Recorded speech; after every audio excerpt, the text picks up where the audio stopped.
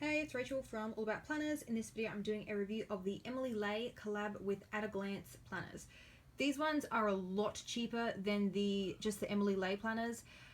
There is the small size, which is this one here, and also a much larger one.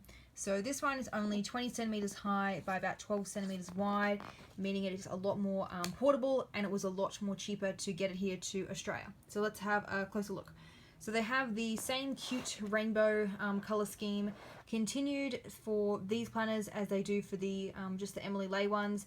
The cute stripe was not available, which is like the signature one that she has.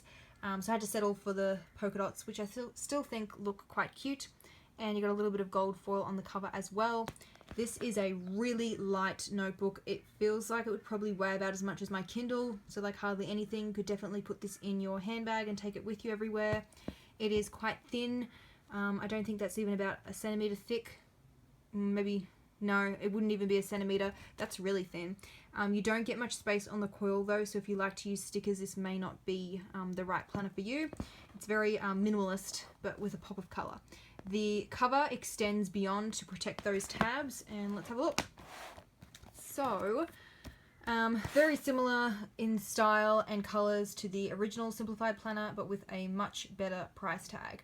You got the 12 months of the year with cardstock, and then a little bit of laminate. They don't feel too bad, but because they're so like short, they are kind of flimsy.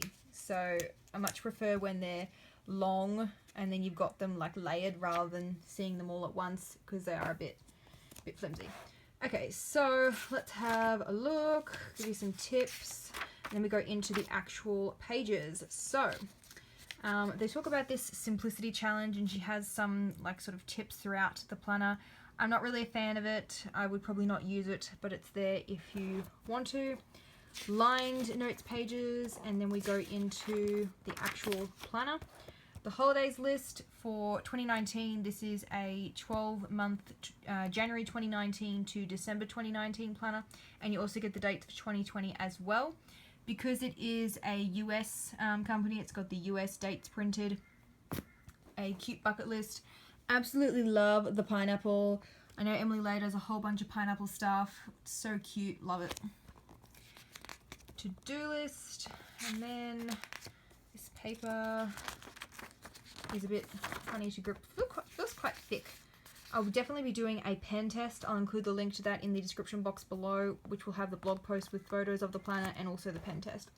So same cute rainbow color scheme continued throughout. The monthly calendar starts on a Sunday. The weekly spread, however, starts on a Monday, so not consistent. You do get the holidays pre-printed on the monthly calendar, and then I'm pretty sure they're on the weekly as well. Yeah, so they print them on the weekly too.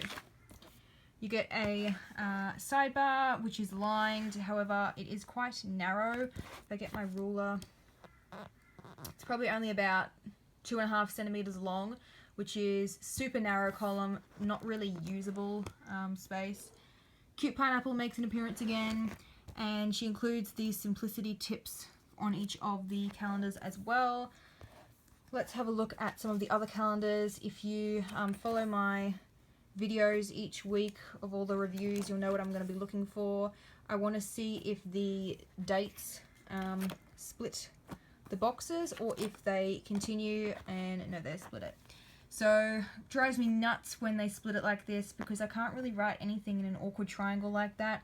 It would make more sense to utilize this empty box up the top here and restart the numbering on the top row, because you've got all these boxes which are prime space that you could plan in, and they've just wasted it and left it blank and then shove that in there. It just, so annoying. Definitely not a fan of that element of the planner. Okay, weekly spread. So you've got that same rainbow color continued. We have a lined writing space for each day. I don't know why they bother printing the words my day, because it's pretty obvious that that's what you're going to be putting there. A short to-do list, and then a little meal planning section. I don't know why they have put the line there. It would make more sense to put it up here, just underneath there, and get a little bit more room. So, I mean, it's a pretty standard horizontal layout. It's good, but it could be better. Yeah, it's okay. As for whether you should pay for the brand name of Emily Ley, I probably would for the colors because I do really like the rainbow colors. In terms of functionality though, I'd probably go for something that's a bit less well known, and you can just decorate it with colors and stickers, etc. But if you want the normal Emily Lay, these ones with the collab with At a Glance are a much more affordable alternative. So there's no monthly notes, lined notes pages or anything. It just jumps straight between the weeks and the monthly calendar. My first impressions of this paper, it feels thick. However, as you can see, there's quite a lot of ghosting happening. So I'm really keen to see how the pen test turns out. I've done reviews and pen testing of the At a Glance ones before, and the paper quality was not that great. So I have a bad feeling they've used the At a Glance paper rather than the Emily Lay paper, which is probably why it's so cheap, so much cheaper. And then at the very back, I don't think I even saw any line notes pages. Oh, you do get a couple. Okay, so you get this future planning thing, which I would really like for 2019, not just the months in the future. This is one of my favorite styles of annual planning, where you have a bit of space and then the little calendar, like a future log for a bullet journal. I find them so much more functional than just the dates lumped on the page. But you only get that for the next year, not the current year, which seems a bit odd. And then that's it. There's no extra notes pages at the back. There's no pocket folder. The cover has this like cardstock type feel, and then you get the frosted cover, which is similar to the At a Glance. So to me, it really is just an At a Glance planner with the style and the colors of the simplified planner. So yes, it's a cheaper alternative, much more affordable, really pretty colors, but the quality, just don't expect Emily Lay level of quality for these collabs.